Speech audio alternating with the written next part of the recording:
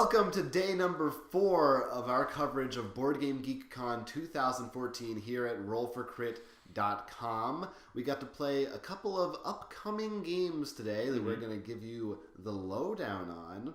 The first one of which was called I Say Holmes. Now, this is actually an older game, but it recently had a Kickstarter for the second edition. So we got to check that out, and it was our first time playing the game. So basically, give them the rundown of the premise, and then how'd you feel about it?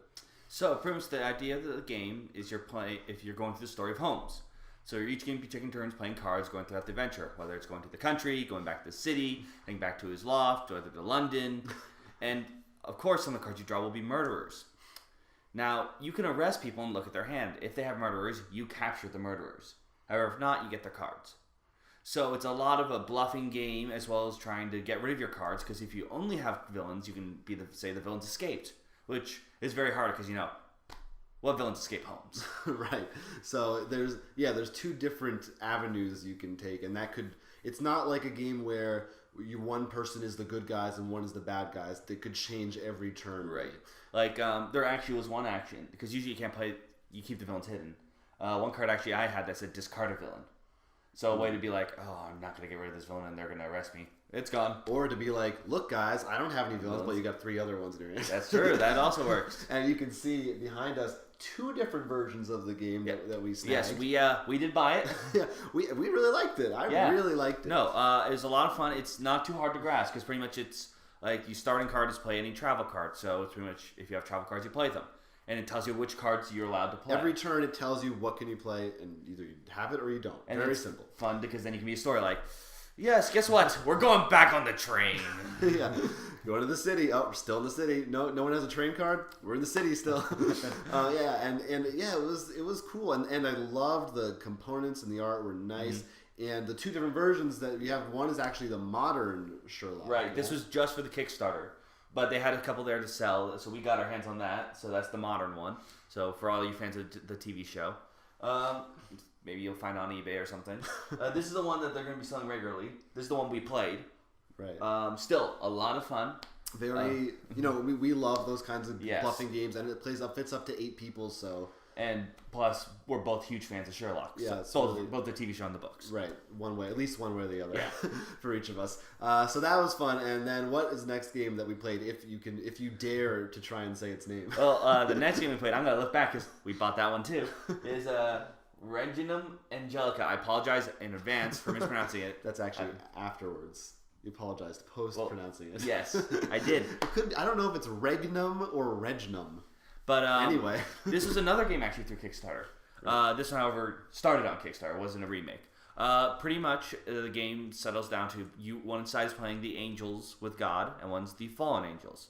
Your goal is to try to get your angels down to the scoring area, guarded by the other people, and score points. Each angel is worth a specific number of points. Basically, it's sort of like we said, a soccer field or a hockey field, where you're trying to get to the other person's goal. What's really interesting is because when we started, I got a lead, and you even quoted remember how you felt bad about the other game we played last night?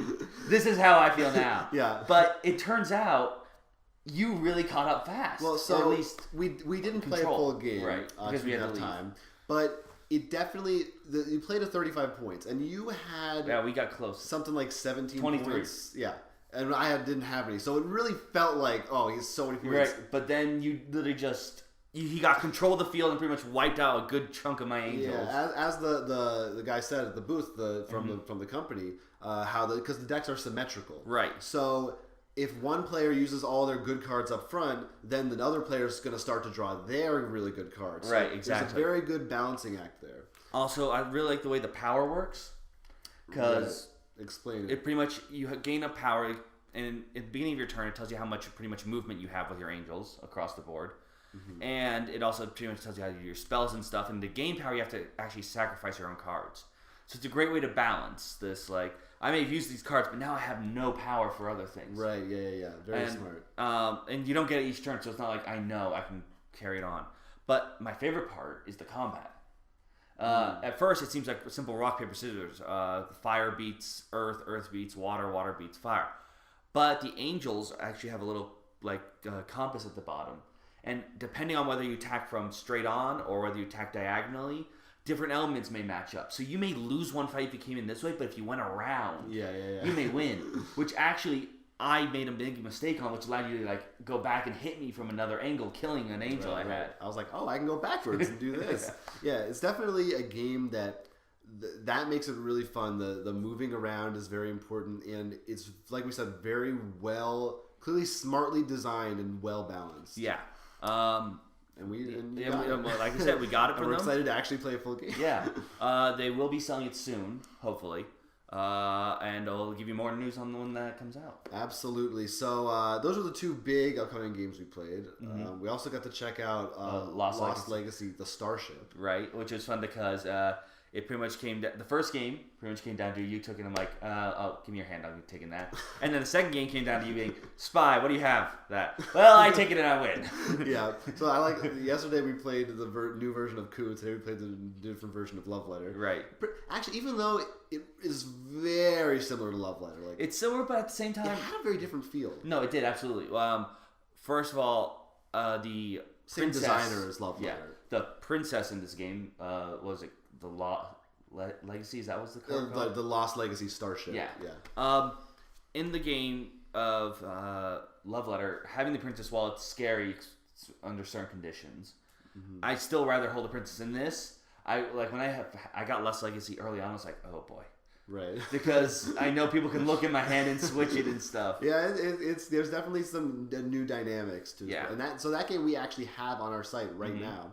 We'll give you details. You can maybe pick it up if you're interested. And we also picked up these little guys. We're excited about this. So these are spyglasses for the game Robinson Crusoe, which we love. And these are promotional items that they've been giving out, I think, at a couple conventions now, probably at Essen and maybe even at Gen Con, but we didn't see them there. But basically the idea is... Let's say you... pretty much, what's it called first? Oh, what is it? The spyglass? Sorry. The spyglass of illusory hope. So pretty much what happens is your character's going to look through it. He's not going to see shit. He's going to get angry. And he's going to break it. Yes. You actually, literally, the intention is to break it in half. And then you tweet a picture of it. But you get 5... whatever those power tokens we're totally blanking on right now. Yeah, which give you special abilities in the game. So we're totally going to do this. We're going to break all 5 though. I'm just going to... Yeah. So those are cool. So then we got to go see a couple of... one panel and one experience. Well, first thing, we'll start with the experience, because that's a big thing, I think, for every BoardGameGeek convention, was the Great Puzzle Hunt. Now, previous ones, they had different kinds of challenges, which they said they weren't doing anymore, such as dexterity ones, which is a little sad. I was hoping, because I felt like I would have a great advantage if they had a Zelda puzzle. Move these boxes! I can do it! No, that would be cool. I would do that. And also anagrams. There were no anagrams. Right. Okay, so basically, I'll show you. We got this wonderful packet. It was us on a Roll for Crit team, us two and Ivan. And there was a series of puzzles in here written that we had to solve in order to solve the overall mystery. And basically, if you've played Professor Layton, you would feel right at home with most of these.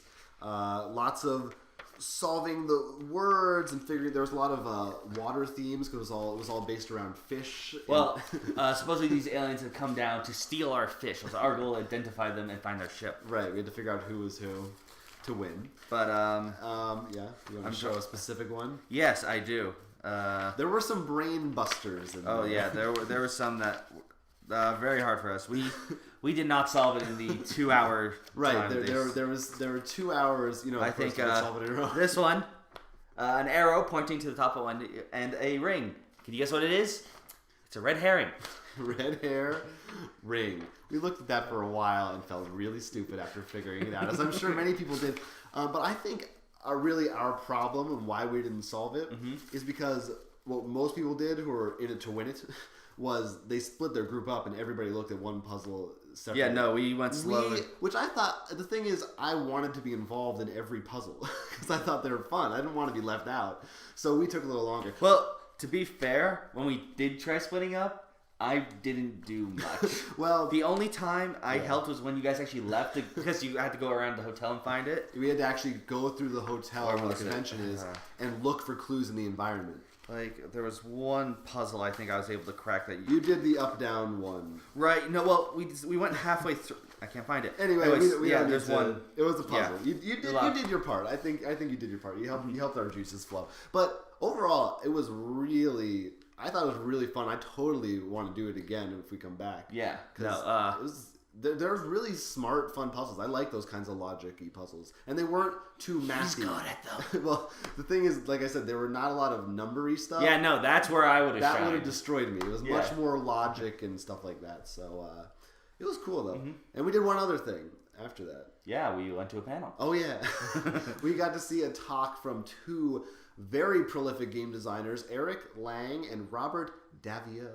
So I just finished XCOM, the cooperative game with an app, and that space is so interesting and compelling to me that I'm working on many other titles in very, very different type of games, but in that same space. So the games that I'm most compelled to do are games that use some kind of externality, like a digital component, to raise the level of social play, over the table play, in a board game. And I'm working on one of those right now.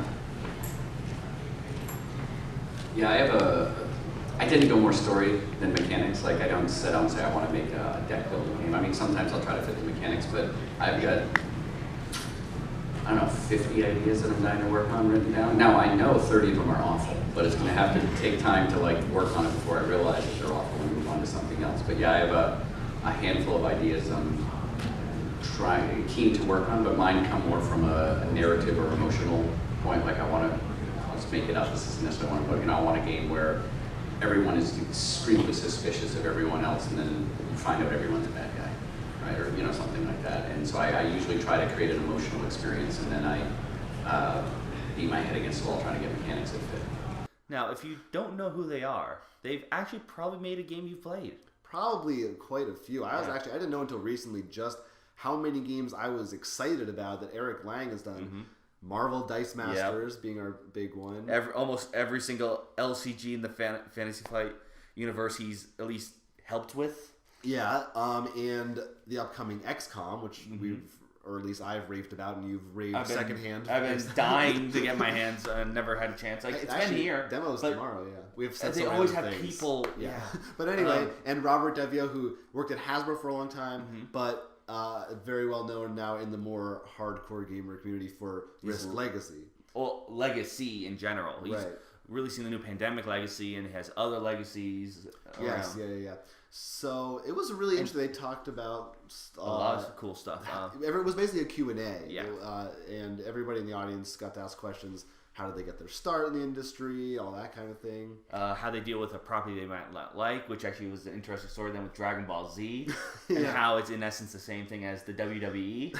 Right. So that a lot of good stuff. Actually, it was something I would love to see more of. Maybe we'll talk more about in general panel kind of stuff in our wrap-up episode.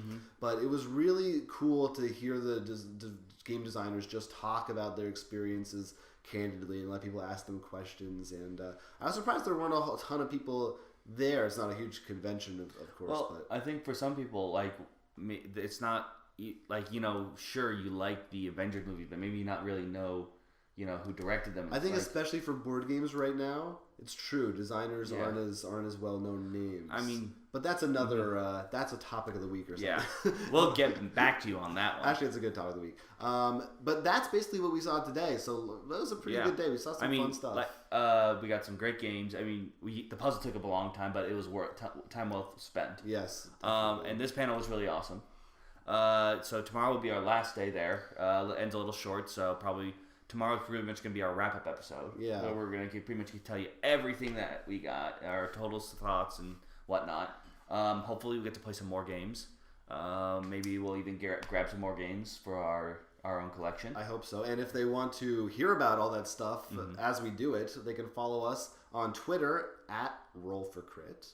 And of course, there's our site, rollforcrit.com. We'll be posting all these videos as well as more news. And some of the games we mentioned are or will be in the future being sold there. Yes, that's right. Lost Legacy, there right now. Mm-hmm. So check all that stuff out. More to come. Thank you for watching. I'm Jonathan Estes. I'm Will Keeler, and this is the Roll for Crit podcast for 2014 BoardGameGeek Con.